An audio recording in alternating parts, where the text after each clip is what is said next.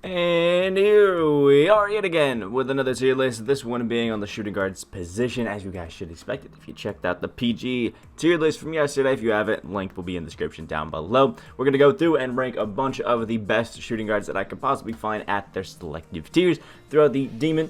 Obviously, the best cards we got out here. The Baby Demons, pretty damn close. Some nice options. Are probably a little bit less expensive than the Demons. We got some great bench options. These are going to be guys, maybe you should pick after you pick somebody from the Demon or Baby Demon just to run the bench, have some fun with. We got some solid but nothing crazy cards that are going to be alright. And we have not great. I also want to make a note that none of the Invincibles that came out when I made my Invincible tier list are out right now. If you want to see those, check out the Invincible tier list. They will all be there so you can see where they rank amongst all the other great 99 stat cards.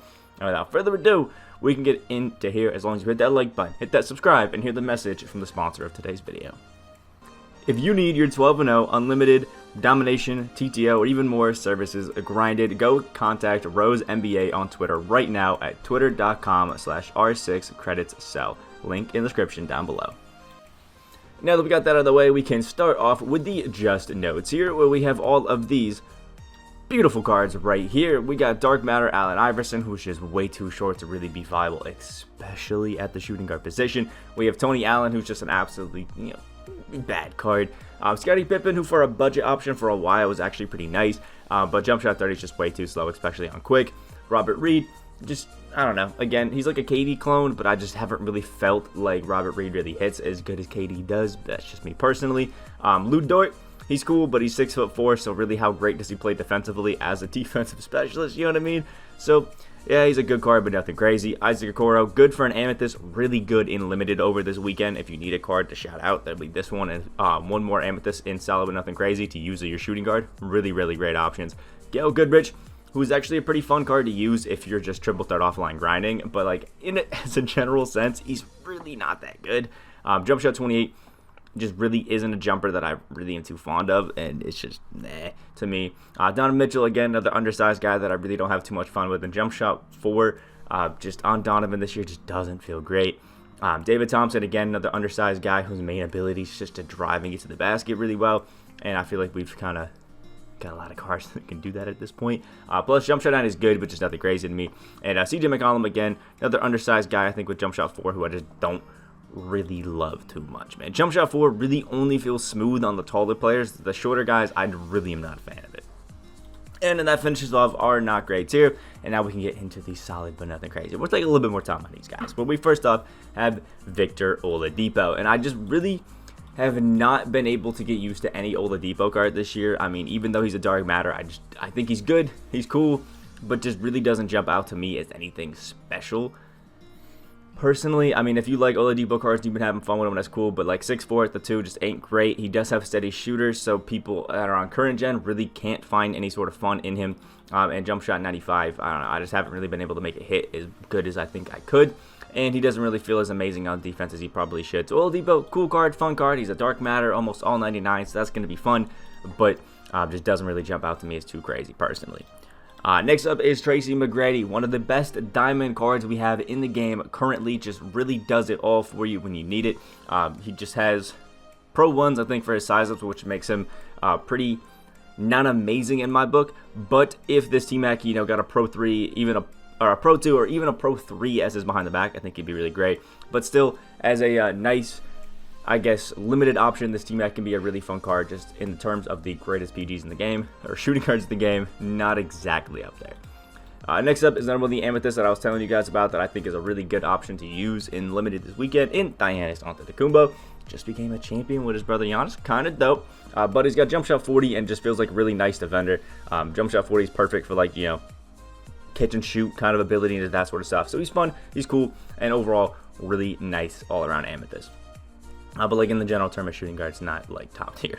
Next up is Matisse Thybulle, who has I think jump shot 20 on very good, which is nice. And Matisse Thybulle is meant to be kind of like just a 3-and-D kind of card in 2K, which is cool. I just feel like there's so many guys who do it, but do it a little bit better than Matisse, that I threw him down in solid, but like nothing crazy. For like hyper budget, I think he's really good, but in like grand terms of shooting guards, nothing crazy.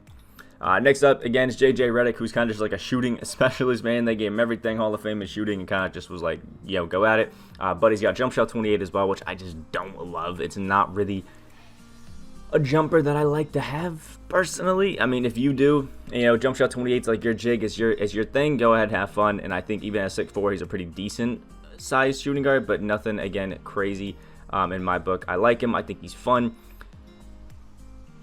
But that's really about it. Next up is a guy who just has way too slow of a release to really be viable this year, and that's James Harden, man. This Team USA James Harden, and I think the Team USA set in general, was really solid. Gave us a lot of good cards that were nice budget options and just good alternatives. But this James Harden just doesn't have a good release. I'll say it that way. And it really limits, I think, what he can do on the floor. So, there's that. If you're a James Harden fan, I feel for you, because one of your best cards, or favorite players, just really ain't it, which sucks. Next up is Dennis Scott, who's basically just a slightly better version of the Pink Diamond, Scotty we're talking about earlier, this lovely guy right there. It's just jump shot 30. It's just not great. It's really slow, really not the greatest. Even on very quick, it's not the most amazing, so, there's that. But I do think he's one of the better exchange rewards, so there is some hope, I guess, for him. Next up is Cassius Stanley, just a great all-around card. I think for a budget option, but just, I don't know, to me, never really jumped out as too crazy. But can still be fun. He's a great slasher and still a good shooter, because I think he has that Kemba base, which is just green light money all the time. So, always pretty nice. Next up is Andre Iguodala. I think a card who has my least favorite jumper this year. I don't know what it is about Iggy, but his jumper every single year just really ain't it. And I feel like this year he's just really not hitting on defense either. Still a good slasher, but I think in terms of my favorite cards, Iggy is nowhere near it at this point this year, which kind of sucks, because I used to like his cards, especially early game, but is what it is. Next up is Sidney Moncrief, who I think is one of the better, shorter defensive guys. I don't know what it is about the Sidney Moncrief, but his defense just felt locked down when he first came out, and still kind of does. I'll still use him from time to time when I need like some steals challenges or something like that. But yeah, just a good card, a fun card. I don't think many of you have him anymore, because you have to play that season, but still a decent card from the Ascension. And last but not least, in our solid but nothing crazy, is Josh Richardson, who actually, ain't a bad card all around if we're looking at it. But I don't know, just didn't really strike me as amazing. His jumper is like his signature one. He's the only guy that's got it, which is a little bit tough, but is what it is. All around, not too bad. Starting off, we have the great bench options with the wonderful Allen Houston, who I think was probably one of the hardest cards for me to rank on this list, because I wasn't exactly sure where I wanted to rank him. Because like on next gen, this Allen Houston, like low-key can be like a baby demon, like even up into the demon tier. Like he is that good. But that's because he's got, steady or blinders and that sort of stuff to really absolutely kill it. And, with that comes amazing shooters. But with that also comes just really bad current gen play. And I know for some people, having steady is like a curse to a lot of cards that they just really aren't feeling. So, I don't know. It was a really hard one for me to rank. I think if you're on next gen, get this Allen Houston, try him out. That Ray Allen base mixed with blinders and all that sort of stuff makes him one of the best shooters in the game. But on current gen, makes him one of the most inconsistent. So, I don't know. It's a tough one, because you could argue any of these first four tiers, to be honest, for him. Next up is the wonderful Tyler Herro, who has that Trey Burke base on very quick, which is always going to be amazing. Tyler Herro cards always feel absolutely money, which I personally love. This Tyler Herro has been able to do a lot of things really, really well for me. But the one thing he can't do crude rate is defensively. I just don't feel like this Tyler Herro hits the same on defense, which is a little bit tough. But all around, it's still pretty good. Next up is Reggie Lewis, another one of those jump shot forward guys. 6'7", has good size and plays really good inside the paint, as well as defensively, which is always pretty awesome, to be honest.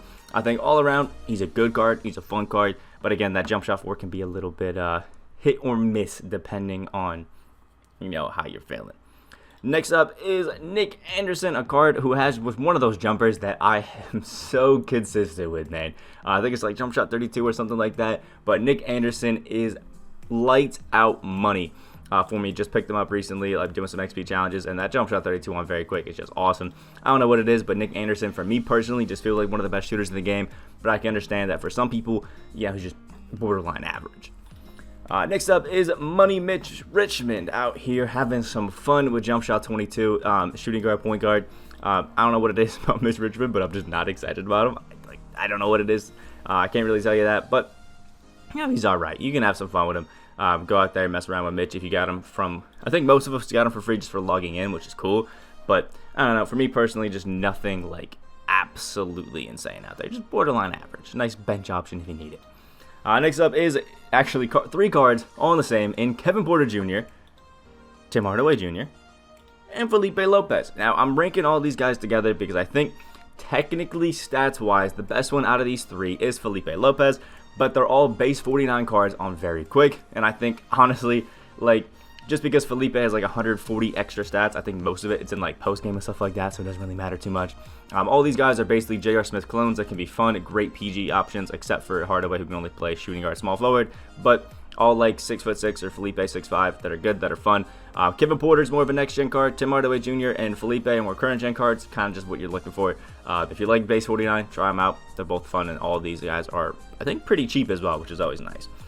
Next up is Devin Booker. Has that wonderful Colin Sexton jump shot base on very quick, which is going to be pretty nice. And his card is actually quite the demon. I've had a lot of fun just messing around with this Devin Booker. Got him for free from a few locker codes and things like that, which is, I guess, always pretty fun. But I don't know, just for me, Devin Booker cards this year just really haven't jumped out to me as anything too insane, especially with all the PGs that we have right now. He's a good card. He's a fun card that you can really have some fun with, but nothing god tier in my opinion. Next up is Clyde Drexler, jump shot 5, and one of my favorite jumpers this year, I'm not going to lie, I think is actually pretty fun and consistent, and it made a Clyde card actually a really solid shooter for the first time in a while. He's always been a little inconsistent since jump shot 8 went away, but Clyde still keeps that obviously amazing slashing abilities you would expect, and is a pretty good defender as well. Just all around, pretty damn good card, especially coming off the bench. Next up, Chris Mullin, jump shot 22, and I don't know, Chris Mullin's just one of those cards that he had a diamond. I loved it. It was so fun, one of the best shooting guards in the game, and then ever since then, every Chris Mullin card after it just really hasn't felt as good to me. I don't know if I'm the only one experiencing that, but it's a little bit, I don't know, weird to me all around. Chris Mullin's good, but nothing insane.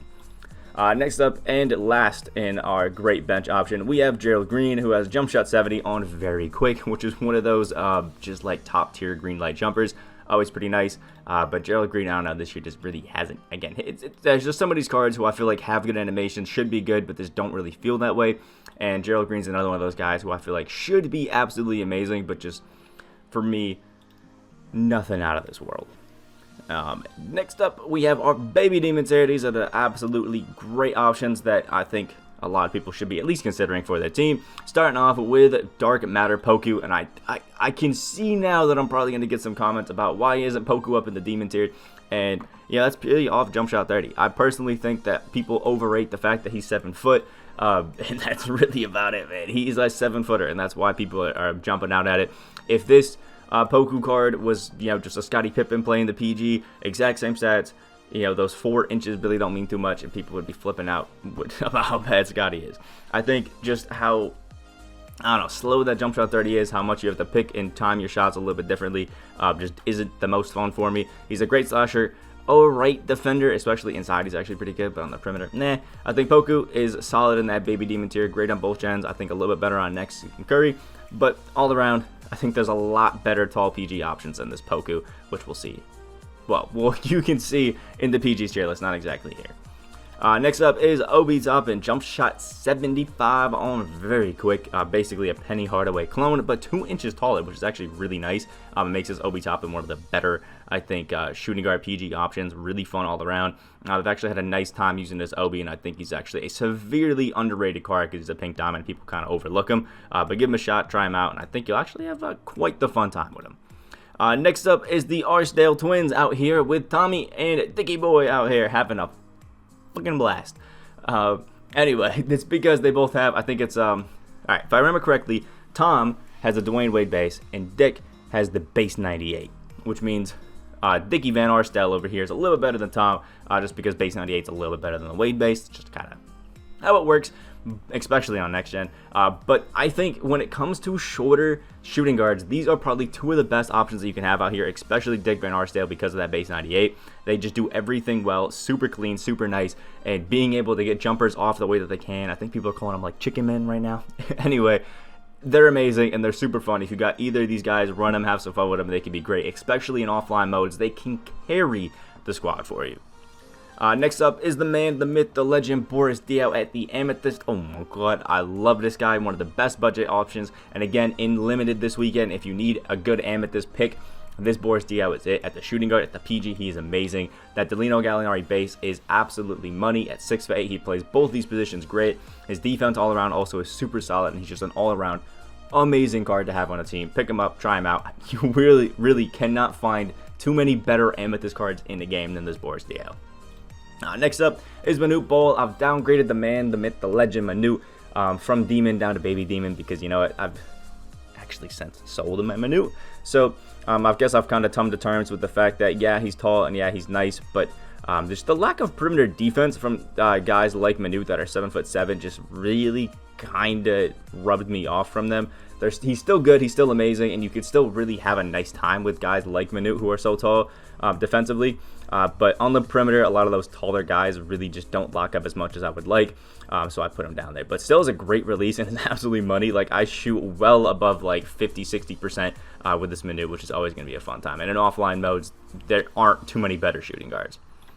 Next up is the man, the myth, the legend, Klay Thompson out here, who I think has like a lot of people that actually don't like him, which is interesting. Usually Klay cards are very highly touted and people really want them, but for some reason this year just not really. I think people just don't like the base too much, but this Klay is absolutely amazing. One of the best 3-and-D cards in the game, virtually identical to his Invincible. You can't really find too many differences, which is always, I guess, good if you're on that side.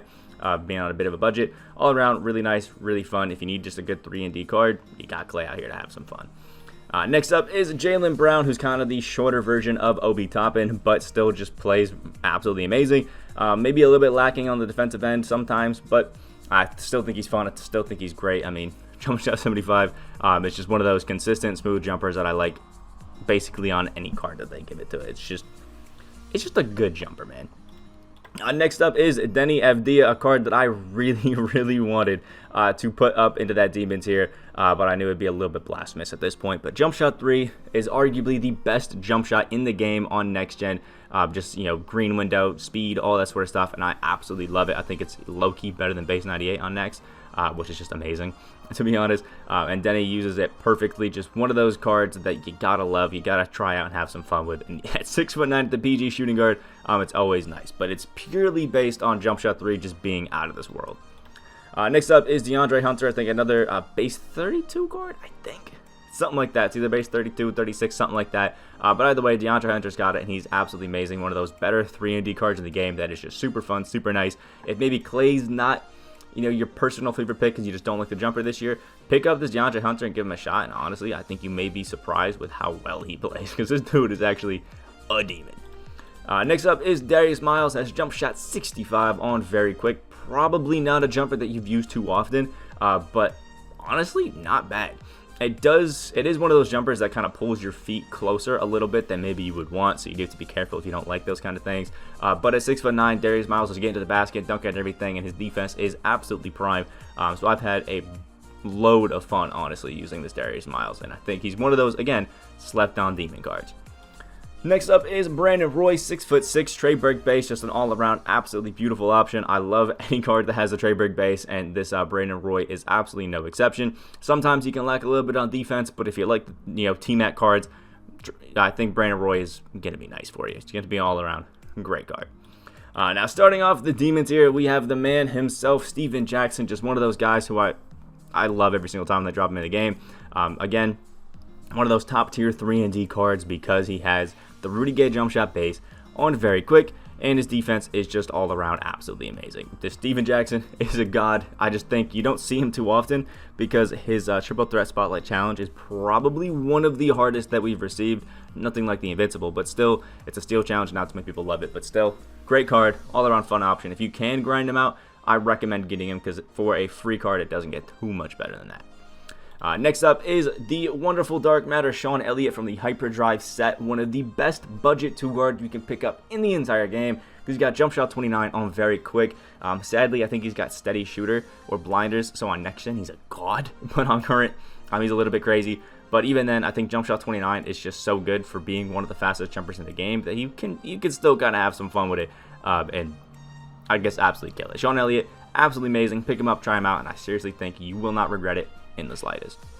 Next up is probably my favorite card at the current point in time of 2K in Dark Matter, Rudy Fernandez. This guy is just, he is gorgeous. Rudy just hits different for me, man. Steph Curry jump shot base on very quick at 6'6". He can play the shooting guard, the point guard, everything like that. He dunks on literally everybody, and his defense is not lacking in the slightest either. I mean, honestly, if you need a good card right now for about 10 KMT to play your shooting guard or your PG, pick up this Rudy, and he will complete the lineup, to say the least. Next up are the two Kobe Bryants, the GOAT and the Pantheon Team USA. Both of these cards are virtually identical. Obviously, the GOAT is a little bit better than the Team USA because he has every single badge and Hall of Fame and every single stat 99. Whatever, realistically thinking about it, the badges that this Kobe, the GOAT Kobe has Hall of Fame are ones that you don't need, which is why I guess they weren't on the Team USA, you know what I mean? So I think either of these card options is going to be absolutely insane for you. You can still have a fun time. Pick them up, try them out. They're going to be great. If you need a Kobe card, go with the Team USA. If you have the MT and you don't care about how much you spend, go for the GOAT. Next up is Josh Smith, a 6'9" phenom of a card out here. Just absolutely amazing. He's basically, again, a 6'9" John Wall who just does everything you could possibly want. And the defense on this Josh Smith hits different. I absolutely love Josh Smith cards this year. Amazing, and I think one of the best budget current gen PGs you could use. Next up is Jimmy Butler, who is everything that Chris Mullin wishes he could be. Jump shot 22 on very quick. And Jimmy just hits different. Again, on defense, he's just one of those cards who on the defensive end feels absolutely amazing. And I just love jump shot 22. The free Dark Matter Jimmy Butler, I threw a diamond contract on because of how well he played for me. So I could only imagine how good this Invincible is. Yeah, although they are pretty similar. Next up, we have both Michael Jordans. Again, the GOAT and the Pantheon Team USA. Same philosophy that went for Kobe goes for Michael Jordan. The jumper's great. Everything's nice. He's an amazing slasher. He has that cheesy layup package, which makes layups that you really shouldn't hit, but still do.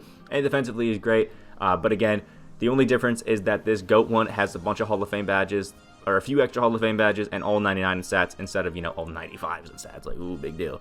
But yeah, again, my same philosophy is all the badges that you would need are already on this Dark Matter, so the extra ones you have here really are just kind of like pointless ones, like cross key score, like, ooh, big whoop, who cares? And last but not least, in our demon tier is Dark Matter on J. Karolinko, still a top 3 to 5 card of the game, man. Base 98 on very quick, and just the godly defense. AK cards are always one of my favorites in the game every single year. So I gotta show love and have some fun with it. So this is what we have for our tier list. If you enjoyed the video, found it informative, anything like that, hit that like button down below. Comment what you think of the cards out here. Should we move some up, move some down? Are they just right? Let us know down in the comments. Give us a little bit of love for it. And hit that subscribe button if you are new to the channel. We are on that road to 15K subscribers. Slowly trying to work our way up there. Hope you guys have a great rest of your day. Make sure to check out the PG's list in the description down below. And I will see you in the next video.